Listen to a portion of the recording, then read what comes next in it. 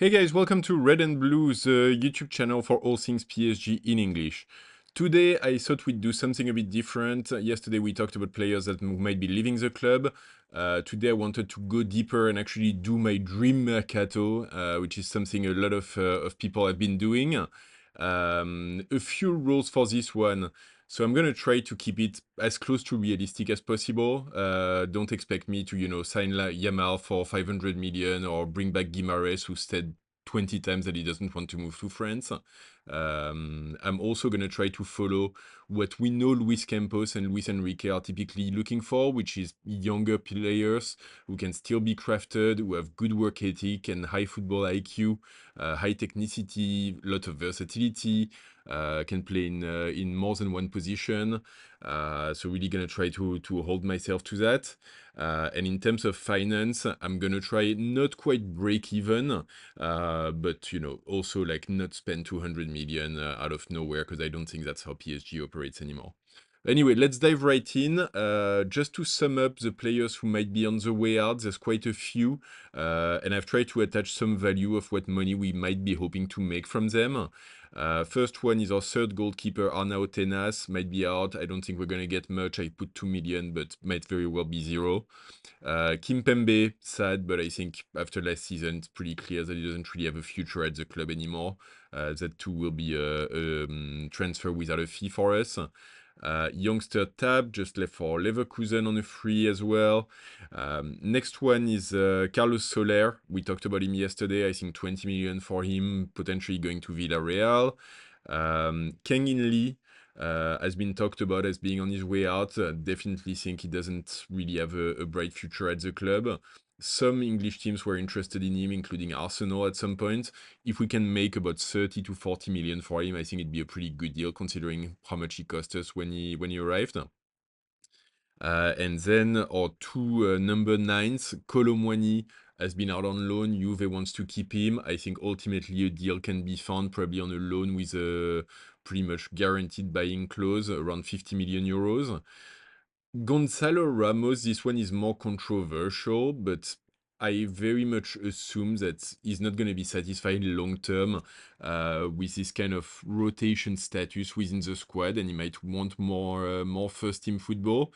He's had a great attitude so far. We've never heard any complaints from him. He's always done what he was asked to do, but he also lacks a lot of versatility and a little bit of technicity to really break through in a Luis Enrique team. I do think he's a first-rate player, so I'd be a bit sad to see him go. But I think ultimately, if we can make as much as 50 million out of him, I'll be pretty happy for him, and I'll wish him the best for the next stages of his career. Oh, and last one as well, talked about yesterday, Milan Skriniar, probably staying somewhere in Turkey for around 50 million euros. So all of that should bring us, I think, in the realm of 170, 175 million euros. Some of it this year, some of it next year, but a pretty decent intake of cash. Okay, then who do we bring in? That's the more than $1 million question, so I'll do it line by line. Starting with the goalkeepers, my preference, there's been a lot of conversation around Donnarumma. My personal preference would be for him to stay and extend his contract. I'm very hopeful that the player and the club will find a deal. So for me, that's the priority. Then on second spot as a goalkeeper, Safonov came in last year. He had an okay season, did his job when he had to do it. No problem there, he can remain at the club. Third goalkeeper, Tenas is on his way out, but we've already brought a Italian/Brazilian youngster called Marin from Roma, I think, who will take that spot. So that's covered already. In defense, the big conversation that's been going on has been around that right central defender position, so the Marquinhos cover. We know at this point that the club is very much looking at Zabarnyi as its leading option. PSG has offered 50 million so far, Bournemouth 170. I think a deal will be found at 60 million. And ultimately, if that's what Luis Campos and Luis Enrique agree on, that's what they should be doing. I worry a little bit that it's closer to a Pacho style of players than a Marquinhos, and that in the balance of the two center defenders, that profile might skew a little bit too defensive and not so much on the passing skills and technical skills. One name that I've put out and I want to put out again is Brighton defenders Paul van Hecke, who's a 23-year-old Dutch defender. He's been Players of the Year with Brighton. He's done pretty amazing over there, consistently improving in his 3 years at the club. Now he's a mainstay in like the eighth team of the Premier League. He's had great games against the like of Manchester City. He's been talked about like very highly by both Guardiola and Arne Slot. In fact, apparently Liverpool was looking at him earlier in the year as a potential option for their defense. Since Marquinhos is going to be staying at least one more year in PSG, there's not such a rush to bring someone who's first team ready. And so I think, someone like Van Hecke can take a year to really like get into the squad, find his place in the team. He's a player that's been constantly improving. So even if he's 23, I think he still has some potential left to explore. He recently joined the Dutch national team as well. So probably more of a dark horse candidate, but I think he could be an interesting one as well, and probably a little bit cheaper than Zabarnyi. Second thing in defense, and that one is going to be controversial as well. A lot of people have been talking about the need for covering players for fullbacks, and in priority for Hakimi. I am not looking at bringing players for this position, and I think the way I'm thinking about it is twofold. So first, the easy one, Nuno Mendes on the left flank. We've got both Beraldo and also Hernandez who are there already. I don't think they're gonna leave. I want to be realistic as well. I'm not playing Football Manager, so I'm not gonna replace like half of the squad in one summer. That's just not the way it's done. Ultimately, of the two, the more likely to leave would be Hernandez, but he's got a very high salary, so I don't think he's going to make a move. There's players who can also cover from the midfield at that place, like Joao Neves has done it a couple of times. Hakimi can switch wings, so there's options. So ultimately, like not looking for that left back. On right back, that's the one where a lot of people are looking at bringing players. I am not, and the way I'm thinking about it is that people are looking at Hakimi wrong. Fundamentally, Hakimi is not a defender. The way I'm thinking about Hakimi is that he's a wide box-to-box player. And that's why Zaire Emery has been his replacement. And I think that can remain the case looking at next year. And I've also got other players that I'm looking to bring in who could cover at that spot. The first one, and that actually ties us into the midfield, is Moscardo, who's been included in the squad for the club's World Cup. Obviously, a lot of potential and a lot of promises, but not a lot that's been actually proven at this point. He's been hampered by so many injuries. His loan last year in Reims, he actually played very, very little in the end. He does have the potential. Typically, like his position would be more of a defensive midfielder with very strong defensive skills. I think Luis Enrique might be tempted to play him in the Hakimi spot and try to use him as cover. So that could be one. We also have youngster options for that right back position. So Zage has played a couple of times at this place this year, hasn't really made an impact, and I don't think Luis Enrique really looks at him as an option moving forward. But we do have a 16-year-old youngster in our youth team called Boli, who's talked about very, very highly. And so I wouldn't be surprised if, throughout the year, he starts training with the pros first, maybe getting a few minutes here and there, and could also become, someone who can come in for, cup games or easier games and cover for Hakimi a little bit. So going into the midfield, I think our midfield three is very well established at this point. So Vitinha in that sixth position, and then in front of him Neves and Ruiz.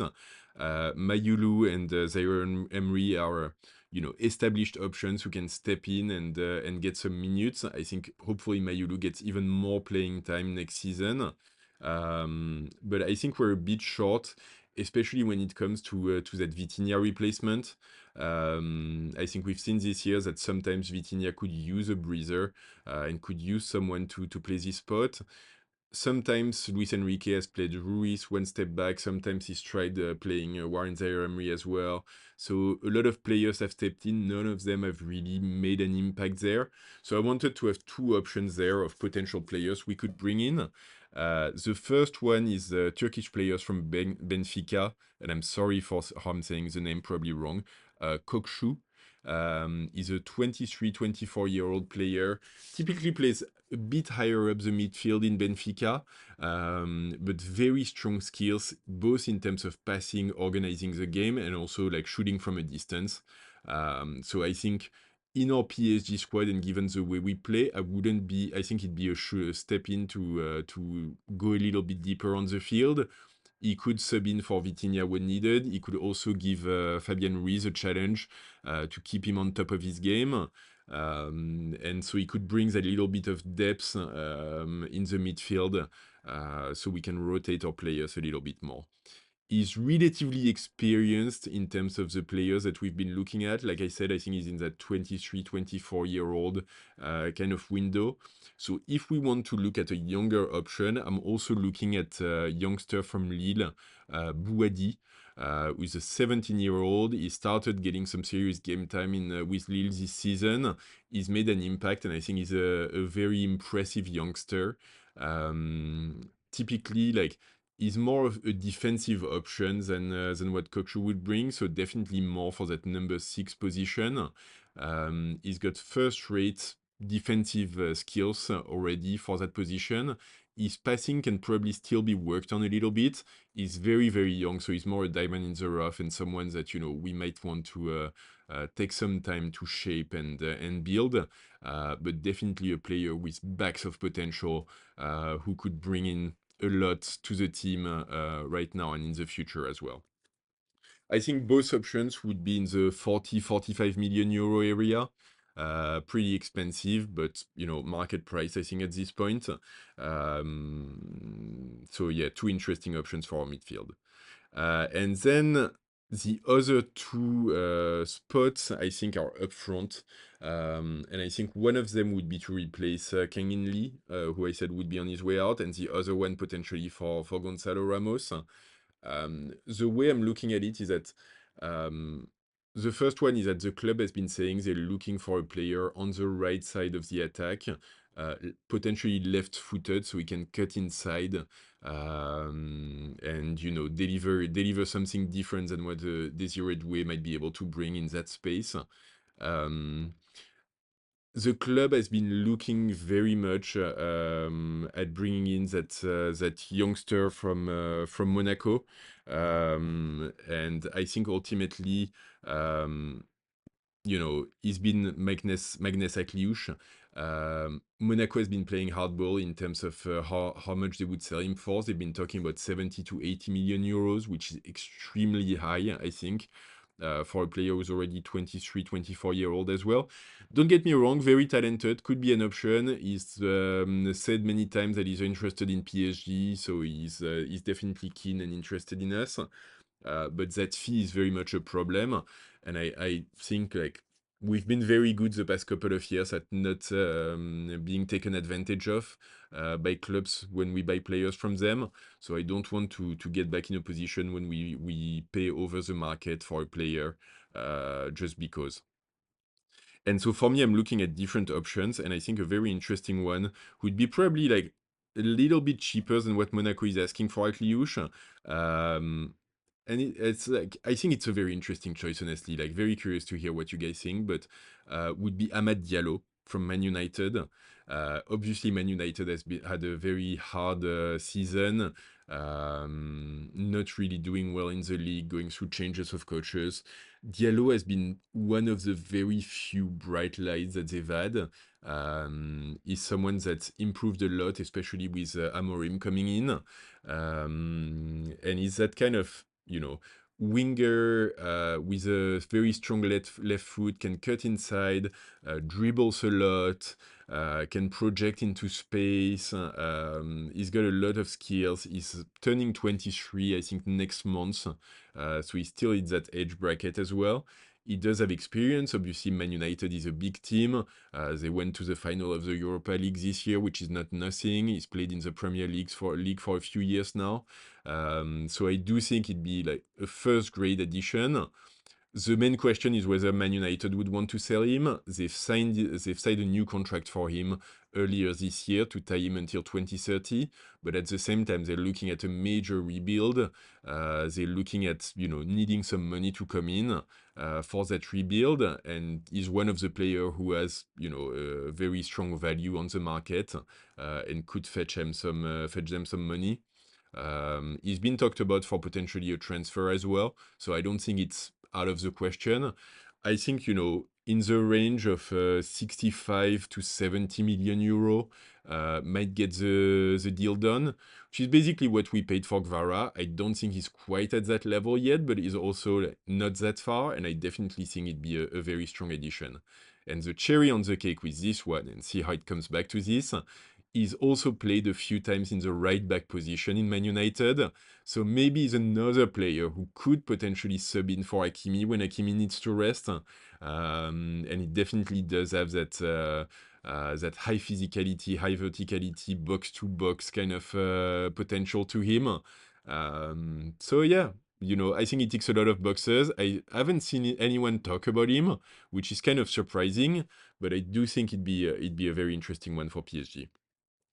And I wanted to have another option as well, and that one is more because in my plan, Ramos is also leaving, and so looking at a winger with a left foot who can score goals and really contribute goals to that attacking line.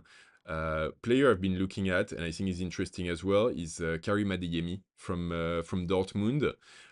Obviously, he's been, kind of the wonder kid of German football for years and years and years. He's progressively proven those high praises, and I think the past couple of seasons that he's had with Dortmund have really like been quite positive for him. He's had a few injury challenges, and I think that's where like the question mark would be. But I think if we've managed to take on a player like Dembele and basically like move him to being able to play the full season without injury, we can definitely look at doing the same for Adeyemi. He hasn't had any real like major injuries that would impact his potential in the future. I think typically it's more muscular problems where he might benefit from the expertise of Luis Enrique and the quality of our staff. Um, is more of a really like full-on attacking option. Like I said, cutting back, scoring goals, very fast-paced as well. So like projecting into space behind the defensive line. Not so much. I mean, he's got dribbling skills, but I don't think on the same level as Diallo. The way I'm looking at him is like more of um, more of someone who would be close in profile to what a Barcola does on the left wing. And so it could be interesting in terms of symmetry for the team to have that ability of having players who can run into space, who can project, who can bring a lot of pace, and also score some goals in the attack, especially if we don't have a professional number 9 to do it, and we keep playing Dembele as a false 9. And then I wanted to also like bring in a lot of depth to the attacking line. If we're losing two player, I want to bring in a second one as well. I think typically like if we end up with an attacking line where we have Kvara, Barcola, Dembele, Doué, and Amad Diallo or Adeyemi, that's already a lot of first team ready players. So I think in terms of depth, I was looking at more like younger options. Already we've got Mbaye who's been playing on that right side of the attack, coming from our development teams. And I think he's got lots of potential, so I hope he does get more game time next year. He's had a few injuries this year, which have prevented him, but I know he's a player that Luis Enrique typically looks at pretty highly. And like I said, he's more on the right side of the attack, so typically I was looking at versatile youngsters who can play on the wings, who can play a bit of everywhere, who can be looked at as a diamond in the rough, and Luis Enrique can go to town, like polishing them and training them into world class football players. Two names I wanted to bring in. One we've looked at and it's been talked about for around PSG is Maksimovic from Red Star Belgrade, who's talked about as, I think the nickname is like Serbian Messi, which I think says a lot. Very skilled player, definitely bags of potential. Typically plays more on the right wing, so I do wonder if it'd be conflicting with what we already have in Mbaye. So I wanted to look at another option, and the other option I've got is Karetsas from Genk, a Greek international, so he's lived his own life as far as I can see in Belgium. He's playing for Genk right now. He's typically more of a number 10, but can roam to more of a wider position. Left-footed, but can also play and has a very good right foot. Arsenal were looking at him, and I think he's one of the talents, the most exciting talents coming out of the Belgian league right now. So he's that sort of player that definitely has bags of potential. He's 17, so he's still young enough that we can do pretty much anything with him. He could play at number 10, he could play as false ninth, we could push him towards one of the wings as we need. We could even look at bringing him a bit further down and playing him in midfield. So I think he'd be like a good youngster options to have in the squad and someone we can look at. So there you go. That's what I've got. I've really tried to stay away from the big names and the names that everyone is talking about and bring little different options there. So let me know what you think. What do you think would be the most exciting signings that you would want PSG to make? And in the meantime, please subscribe to the channel, like this video, and do comment. And come back for more PSG content tomorrow. And don't forget, ici c'est Paris!